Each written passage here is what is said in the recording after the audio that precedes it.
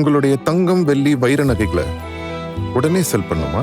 நம்பிக்கையான நிறுவனம் Max Gold. Call 04445454545. Max Gold, cash for gold. Aliens இருக்கா இல்லையா அப்படிங்கிறத பல வருஷமாக நம்ம தேடிட்டு தான் இருக்கோம். ஆனால் அது எங்கெங்கேயோ, அதாவது சூரிய குடும்பத்துக்கு வெளியெல்லாம் போய் தேடவே தேவையில்லை. நம்ம சூரிய குடும்பத்திலேயே ஜூபிட்டர், அதாவது வியாழன் கிரகத்தோடைய ஒரு நிலாவிலேயே ஏலியன்ஸ் இருக்கிறதுக்கான வாய்ப்பு இருக்குது அப்படின்னு சொல்லி அதை ஆராய்ச்சி பண்ணுறதுக்காக இங்கேருந்து ஒரு விண்கலத்தை அனுப்பியிருக்காங்க நாசா. இப்போ நாசா சொல்லக்கூடிய அந்த குறிப்பிட்ட நிலாங்கிறது -160°C, அதாவது ரொம்ப ரொம்ப ரொம்ப குளிராக இருக்கக்கூடிய ஒரு சர்ஃபேஸ் தான் அது.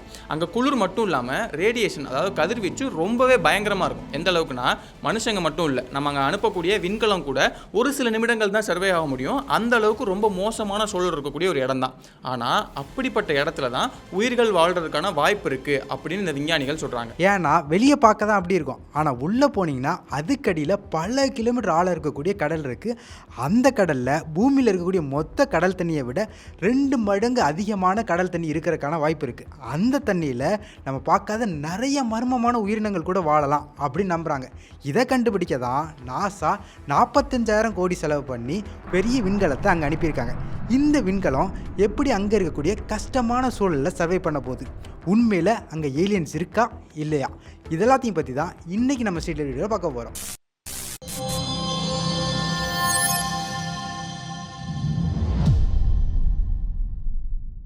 வானத்தில் நம்ம பார்க்கக்கூடிய கோள்களில் இந்த ஜூபிட்டர், அதாவது வியாழன் கோள் வந்து ரொம்ப முக்கியமான ஒன்று. அதனால தான் நம்ம சேனல்லே ஏற்கனவே நிறைய வீடியோஸ் அதை பற்றி பண்ணியிருக்கோம். அந்த வீடியோஸாக ஃபாலோ பண்ணியிருந்தீங்கன்னா வியாழன் கோளை பற்றி உங்களுக்கே ஏற்கனவே நிறைய விஷயங்கள் தெரிஞ்சிருக்கும்.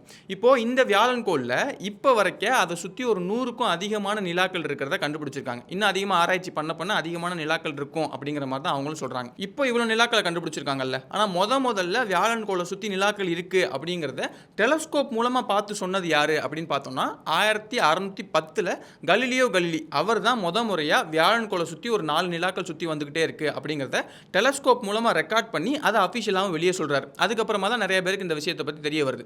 அந்த 4 நிலாக்களில் ரொம்ப முக்கியமான ஒரு நிலா என்ன அப்படின்னு பார்த்தோம்னா அது யூரோப்பா. இப்போ தான் யூரோப்பா ரொம்ப முக்கியமான நிலாவாக பார்க்கப்படுது. ஆனால் அவர் கண்டுபிடிச்ச, அதாவது 400 வருஷத்துக்கு முன்னாடி யூரோப்பா என்ன, அது ஒரு நார்மலான நிலா தானே, பூமிக்கு எப்படி ஒரு நிலா இருக்கோ அதே மாதிரி வியாழன் கோளுக்கும் ஒரு நிலா இருக்குது, அதுலேயும் மேடு பள்ளமாக தான் இருக்க போகுது அப்படிங்கிற மாதிரி தான் நினச்சிக்கிட்டு இருந்தாங்க. ஆனால் 1979 இது எல்லாமே தலைகீழாக மாறுது. ஏன்னா அந்த காலகட்டத்தில் தான் Voyager 1 Voyager 2 கூடிய 2 விண்கலமுமே வியாழன் கோளை நோக்கி போகுது. அப்படி போகும்போது அந்த வியாழன் கோளை சுற்றிட்டு இருக்கக்கூடிய இந்த யூரோப்பாங்க கூடிய நிலவையுமே அது ஃபோட்டோ எடுத்து நம்ம பூமிக்கு அனுப்புது. அந்த ஃபோட்டோவை பார்த்த சயின்டிஸ்ட்க்கு எல்லாமே ஒரே ஷாக். அவங்க என்ன நினச்சிட்டு இருந்தாங்கன்னா, நம்ம நிலாவில் எப்படி மேடு பள்ளம் இருக்கோ அதே மாதிரி நிறைய மேடு பள்ளங்கள் இந்த யூரோப்பாங்க கூடிய இந்த நிலவுலையும் இருக்கும் அப்படின்னு தான் நம்பிட்டு இருந்தாங்க. ஆனால் அங்கே வந்து அவ்வளோவா மேடு பள்ளங்கள் இல்லை. அது பார்க்குறதுக்கு யாரோ சப்பாத்தி உருண்டையை நல்லா பிடிச்சு வச்ச மாதிரி ரொம்ப ஸ்மூத்தாக நிறைய இடங்கள்ல இருந்துச்சு. அங்கங்கே ஐஸ் கிராக் மட்டும் இருந்துச்சு. இந்த நிலாவோட வயசு பார்த்தீங்கன்னா கிட்டத்தட்ட 4.5 கோடி வருஷம் ஆகுது. எத்தனை கோடி வருஷத்தில் அந்த நிலா மேலே நிறைய விண்கள் வந்து மோதி இருக்கணும். அப்படி விண்கள் வந்து மோதி இருந்துச்சுன்னா அந்த இடங்களில் நிறைய பள்ளங்கள் உருவாகிருக்கணும். ஆனால் அவங்க எதிர்பார்த்த அளவுக்கான பள்ளங்கள் அங்கே இல்லை. அப்போது ஏதோ ஒன்று இதோட சர்ஃபேஸை தொடர்ந்து நடந்துக்கிட்டே இருக்குது. அந்த நடந்துக்கிட்டே இருக்கிறதுனால தான் அந்த இடத்துல பள்ளங்கள் கம்மியாக உருவாயிருக்கு அப்படிங்கிறத கெஸ் பண்ணுறாங்க. ஆனால் அவங்களால என்ன நடந்திருக்குங்கிறத சரியாக யூகிக்க முடியல. ஏன்னா இந்த Voyager 1 Voyager 2 இந்த நிலாவை பற்றி ரிசர்ச் பண்ணுறதுக்கான அனுப்பப்பட்ட ஸ்பேஸ் கிராஃப்ட் இல்லை. அதனால் இந்த 2 ஸ்பேஸ் கிராஃப்டாலையும் அந்த நிலாவை பற்றி போதுமான டேட்டாவை கலெக்ட் பண்ண முடியல. அதனால் என்ன பண்ணுறாங்கன்னா, சயின்டிஸ்ட் கண்டிப்பாக இந்த நிலாவை பற்றி ரிசர்ச் பண்ணியே ஆகணும், அதுக்காக தனியாக ஒரு விண்கலத்தை அனுப்பியே ஆகிறோன்னு சொல்லிட்டு அடுத்து 1989 கலீலியோ எங்கக்கூடிய இன்னொரு விண்கலத்தை அந்த ஜூபிட்டர் நோக்கி அனுப்புகிறாங்க. இந்த கலீலியோ விண்கலம் ஒரு 6 வருஷம் கழிச்சு ஜூபிட்டர் கிட்ட போய் அந்த ஜூபிட்டர் அப்படியே சுற்றி வந்து நிறைய ஆராய்ச்சிகள் பண்ணுது, நிறைய ஃபோட்டோஸ்லாம் எடுத்து அனுப்புது. இந்த மாதிரி பண்ணும்போது நமக்கு ஜூபிட்டரை பற்றி நிறைய விஷயங்கள் தெரிய வருது. அப்படியே சுற்றி வரும்போது இந்த யூரோப்பா நிலாவை பற்றி தெரிஞ்சுக்கணும்ல, அதனால ஜூபிட்டர் சுற்றி வரும்போது யூரோப்பாவுக்கு ரொம்ப பக்கத்தில் போயிட்டு வருது, இந்த மாதிரியான விஷயங்களை பண்ணிகிட்டே வருது. இப்போ பக்கத்தில் இப்படி போயிட்டு வரதுக்கு டேரெக்டாக யூரோப்பாவே சுற்றி நிறைய ஃபோட்டோஸ் எடுத்து அனுப்பலாம்ல அப்படின்னு கேட்டோம்னா அங்கே தான் ஒரு சிக்கல் இருக்குது. என்னன்னா, இப்போ ஜூபிட்டர் நமக்கு நல்லாவே தெரியும், நம்ம சூரிய குடும்பத்திலே மிகப்பெரிய கோள் அதுதான். அப்போ அவ்வளோ பெரிய கோளோட மேக்னெட்டிக் ஃபீல்டை நீங்கள் எடுத்து பார்த்தீங்கன்னா அது பல 100-1000 கிலோமீட்டர் நல்லா பரவி இருக்கும். இப்போ சூரியன்லேருந்து சார்ஜர் பார்ட்டிகல்ஸ்லாம் தொடர்ந்து வந்துகிட்டே இருக்கும்ல, அந்த சார்ஜர் பார்ட்டிகல்ஸில் இருந்து ஜூபிட்டரை காப்பாற்றக்கூடியது இந்த மேக்னெட்டிக் ஃபீல்டு தான். அப்போ என்ன ஆகும்னா, இந்த மேக்னெட்டிக் ஃபீல்டு அந்த சார்ஜர் பார்ட்டிகல்ஸை விலக்கி விட்டுக்கிட்டே இருக்கும். அப்போ அந்த விலகி போன அந்த சார்ஜ்டு பார்ட்டிகல்ஸ்னால் ஒரு குறிப்பிட்ட பாயிண்ட்டில் ரொம்ப அதிகமாக தேங்கி இருக்கும். அப்போது அந்த இடத்துல ரேடியேஷனோட அளவும் ரொம்ப அதிகமாக இருக்கும்ல. அப்படி ரேடியேஷன் அதிகமாக இருக்கக்கூடிய இடத்துல தான் இந்த யூரோப்பா அப்படிங்கிற அந்த நிலாவும் இருக்குது. அப்போ ரேடியேஷன் அதிகமாக இருக்குன்னா அந்த இடத்துல நீங்கள் ஒரு விண்கலத்தை அனுப்புனீங்கன்னா அந்த விண்கலம் அந்த ரேடியேஷன் சுற்றி வரும்போது அது ஈஸியாக வந்து பாதிக்கப்படும், டெக்னிக்கல் ஃபெயிலியர் நிறைய ஏற்படும், நாம் நினச்சதை அதெல்லாம் பண்ணவே முடியாது. அதனால தான் என்ன பண்ணுறாங்கன்னா டேரெக்டாக யூரோப்பா சுற்றி வந்தோம்னா ரொம்ப பெரிய பிரச்சனை ஏற்பட்டுரும் அப்படிங்கிறதுனால ஜூபிட்டரை சுற்றி வரும்போது யூரோப்பாவுக்கு கிட்ட போய் அந்த ஃப்ளை பை மாதிரி போயிட்டு வந்து அப்போ ஃபோட்டோஸ் எடுத்து அனுப்பு அப்படிங்கிற மாதிரி இந்த விண்கலத்தை அனுப்பிச்சிருக்காங்க. இது ஒரு 8 வருஷம் அந்த வேலையை தொடர்ந்து பண்ணிகிட்டே இருந்திருக்கு. அப்படி 8 வருஷம் அதை சுற்றி வந்ததில் நிறைய முக்கியமான விஷயங்களை அது நமக்கு கண்டுபிடிச்சி சொல்லியிருக்கு. எதை பற்றினா யூரோப்பாவை பற்றி. என்னென்ன விஷயங்கள் அது? ஃபஸ்ட்டு பார்த்தீங்கன்னா அதோட சர்ஃபேஸ் தான். Voyager 1லையும் Voyager 2லையும் ஃபோட்டோஸ் கிடைச்சாலும் அதோட க்ளோஸ் ஃபோட்டோஸ் வந்து கிடைக்கல. ஆனால் கலீலியோ ஸ்பேஸ் கிராஃப்ட் நல்ல க்ளோஸான ஃபோட்டோஸ் எடுத்து அனுப்பிச்சு. அப்படி அனுப்பும்போது நிறைய விஷயங்கள் தெரிஞ்சிச்சு. என்னன்னா அதோட சர்ஃபேஸில் தொடர்ந்து மாற்றங்கள் நடந்துக்கிட்டே இருக்குது. சில இடங்களில் வெடிப்புகள் வந்திருக்கு, சில இடங்களில் உடஞ்சிருக்கு, சில இடங்களில் ஐஸ் வந்து ஒரு இடத்துல இருந்து இன்னொரு இடத்துக்கு நகர்ந்த மாதிரி தெரிஞ்சிருக்கு. இந்த மாதிரி நிறைய விஷயங்கள் ரெக்கார்ட் பண்ணி அதை அனுப்பியிருக்கு. ரெண்டாவது டெம்பரேச்சர். அதோட டெம்பரேச்சர் பார்த்தீங்கன்னா -160°C இருந்திருக்கு. ஆனால் சில இடங்களில் மட்டும் அங்கே -160 இல்லாமல் அதோட கொஞ்சம் வார்மாக இருந்திருக்கு. ஸோ அப்போது அது கீழே ஏதோ ஒரு இடத்துல வந்து ஏதோ ஒரு மாற்றம் நடக்குது. அந்த மாற்றங்கள்னால அந்த இடத்துல மட்டும் டெம்பரேச்சர் வந்து வேரி ஆகுது அப்படிங்கிறத உறுதிப்படுத்துகிறாங்க. மூணாவது பார்த்தீங்கன்னா மேக்னெட்டிக் ஃபீல்ட். இந்த ஸ்பேஸ் கிராஃப்டில் மேக்னெட்டிக் ஃபீல்டோட ஸ்ட்ரென்த்தை மெஷர் பண்ணக்கூடிய மேக்னெட்டோமீட்டர் இருந்துச்சு. இந்த மேக்னெட்டோமீட்டர் அந்த யூரோப்பாவை சுற்றி ஜூபிட்டரோட மேக்னெட்டிக் ஃபீல்ட் எந்த அளவுக்கு இருக்குது அப்படிங்கிறத வந்து தொடர்ந்து மெஷர் பண்ணிட்டே இருந்துச்சு. அப்படி மெஷர் பண்ணும்போது ஜூபிட்டரோட மேக்னெட்டிக் ஃபீல்ட் யூரோப்பா கிட்ட மட்டும் டிஸ்டர்ப் ஆகிருக்கிறத வந்து அதை நோட் பண்ணுது. ஸோ இந்த யூரோப்பா நிலவுக்குள்ள இந்த ஜூபிட்டரோட மேக்னெட்டிக் ஃபீல்டை டிஸ்டர்ப் பண்ணுறதுக்கான எலமெண்ட் ஏதோ இருக்குன்னு கண்டுபிடிக்கிறாங்க. ஆனால் வெளியிலேருந்து பார்க்கும்போது அங்கே ஐஸ் தான் இருக்குது. இந்த ஐஸால் மேக்னெட்டிக் ஃபீல்டை டிஸ்டர்ப் பண்ண முடியாது.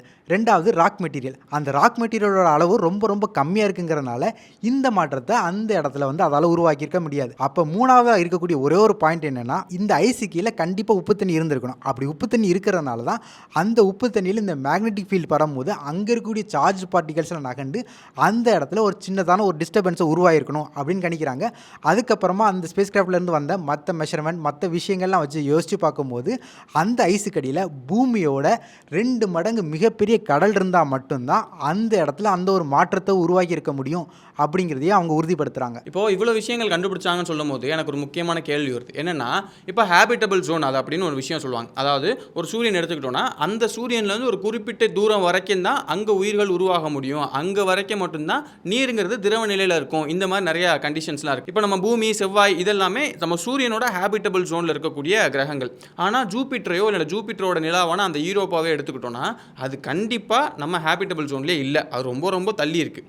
இப்போ அப்படி இருக்கக்கூடிய ஒரு இடத்துல தண்ணிங்கிறது வந்து திரவ நிலையில் இருக்குன்னு நீங்கள் சொல்கிறீங்க. அது மட்டும் இல்லாமல் அங்கே தான் உயிர்கள் இருக்குக்கான வாய்ப்பு இருக்குன்னு சொல்கிறாங்கன்னு வேறு சொல்கிறீங்க. இது ரெண்டும் எப்படி நடக்க முடியும்? ஃபஸ்ட்டு பார்த்தீங்கன்னா அங்கே இருக்கக்கூடிய தண்ணி வந்து ஐஸ் ஆகாமல் லிக்விடாக இருக்கிறதுக்கு முக்கியமான காரணம் ஜூபிட்டரோட கிராவிட்டி தான். இந்த நிலா பார்த்தீங்கன்னா ஜூபிட்டர் வந்து சர்க்கிளாக சுற்றாமல் கொஞ்சம் நீள்வட்ட பாதையில் தான் சுற்றுது. அப்படி சுற்றும் போது சில நேரங்களில் அது ஜூபிட்டருக்கு ரொம்ப பக்கத்தில் போகும், சில நேரம் ரொம்ப தள்ளி போகும். இப்படி மாறி ஜூபிட்டரோட கிராவிட்டி அது மேலே படுறதுனால அந்த நிலா வந்து சுருங்கி விரிகிறது. இப்படி மாறி தொடர்ந்து நடந்துக்கிட்டே இருக்கும். இப்போது ஒரு பந்தை கையில் எடுத்துக்கிட்டு இப்படி அமுக்கி விட்டிங்கன்னா அந்த பந்தில் ஒரு சின்னதாக சூடு உண்டாகிறத நம்மளால் உணர முடியும். அதே மாதிரி தான் இந்த நிலாவும் ஜூபிட்டரோட கிராவிட்டினால சுருங்கி விரிகிறதுனால அங்கேயும் சின்னதாக ஒரு ஹீட் உருவாகி அந்த ஹீட்டு ஐஸுக்கு கீழே மிகப்பெரிய கடலை உருவாக்கியிருக்கலாம் அப்படின்னு நம்புகிறாங்க. இந்த எஃபெக்ட்டுக்கு பேர் தான் டைடல் ஹீட்டிங். சரி, இப்போ உயிர்கள் இருக்குங்கிறத ஏதோ சொல்கிறாங்க. இப்போ ஒரு கிரகத்தில் உயிர்கள் முக்கியமாக தோன்றதுக்கு காரணம் வந்து சூரியனோட ஒளின்னு சொல்லலாம். ஆனால் இந்த இடத்துல வந்து சூரியனோட ஒளி அதோட பாட்டமுக்கு ரீச் ஆக போகிறதே இல்லை. ஆனால் அந்த மாதிரி ஒரு இடத்துல உயிர்கள் தோன்றியிருக்கான்னு பார்த்தீங்கன்னா கண்டிப்பாக தோன்றியிருக்கு. பூமியிலே நிறைய எக்ஸாம்பிள் இருக்குது. உதாரணத்துக்கு நம்மளே ஹைட்ரோதெர்மல் வென்ட்ஸ்னு ஒரு வீடியோ பண்ணியிருப்போம். அதில் வந்து சூரிய ஒளி ரீச் ஆகாத ஒரு இடத்துல வந்து பூமிக்கு அடியிலேருந்து நீரூற்று வரும். அந்த நீரூற்றில் பூமிக்கு அடியில் இருக்கக்கூடிய மினரல்ஸ் இருக்கும். அந்த மினரல்ஸை பேஸ் பண்ணி அதை சுற்றி நிறைய கிராப்ஸ் மாதிரியான உயிரினங்கள்லாம் தோன்றி இருக்குங்கிறத நம்மளே நிறைய வீடியோவில் பேசியிருக்கோம். அதே மாதிரியான ஒரு இன்சிடென்ட் இங்கே நடக்கிறதுக்கான வாய்ப்பு இருக்குது. அப்படி நடக்கணும்னாலும் அதுக்கு முக்கியமாக 3 விஷயம் வேணும். அதில் ஃபஸ்ட்டு விஷயம் என்னென்னா ஹீட்டு. அது இருக்கான்னு பார்த்தீங்கன்னா இருக்குது. இப்போ தான் நம்ம பார்த்தோம் ஜூபிட்டரோட கிராவிட்டி காரணமாக அங்கே ஹீட் வந்து உருவாகிருக்கு. ரெண்டாவது வந்து தண்ணி வந்து ஐஸாக இல்லாமல் லிக்விட் ஸ்டேட்டில் இருக்கணும். அதுவுமே அங்கே இருக்குது. மூணாவது உயிர்கள் அடிப்படையாக உருவாகிறதுக்கு சில கெமிக்கல் காம்பவுண்ட்ஸ் உருவாகணும். அப்படி ஒன்று உருவாயிருக்கா இல்லையாங்கிறது தான் மிகப்பெரிய கேள்வி. அந்த கேள்விக்கான பதில் இதுக்கு முன்னாடி அனுப்பின கலீலியோ ஸ்பேஸ் கிராஃப்ட் கொடுக்கல.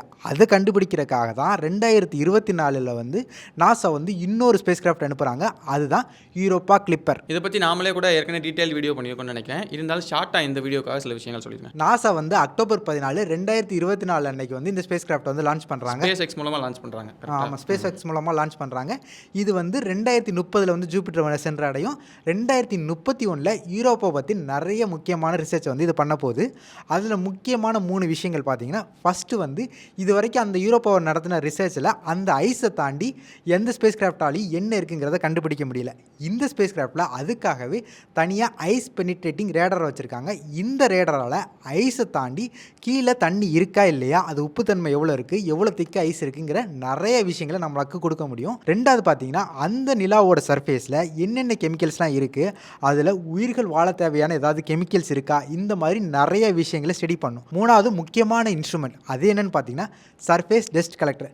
நம்ம ஆல்ரெடி யூரோப்பாவில் நிறைய வெடிப்புகள் இருக்குங்கிறத முன்னாடியே பார்த்தோம். அந்த வெடிப்புகள் மூலமாக அது கீழே இருக்கக்கூடிய தண்ணி வந்து வெளியே வர்றதுக்கான வாய்ப்பு இருக்குது. அப்படி தண்ணி வெளியே வந்துச்சுன்னா கண்டிப்பாக அந்த தண்ணி எல்லாமே அந்த நிலாவை சுற்றிட்டு இருக்கும். அப்படி சுற்றிட்டு இருக்கும்போது இந்த ஸ்பேஸ் கிராஃப்ட் வந்து அந்த நிலவுக்கு பக்கத்தில் போகுதுங்கிற பட்சத்தில் அந்த தண்ணி கண்டிப்பாக இந்த ஸ்பேஸ் கிராஃப்ட் மேலே மோதும்.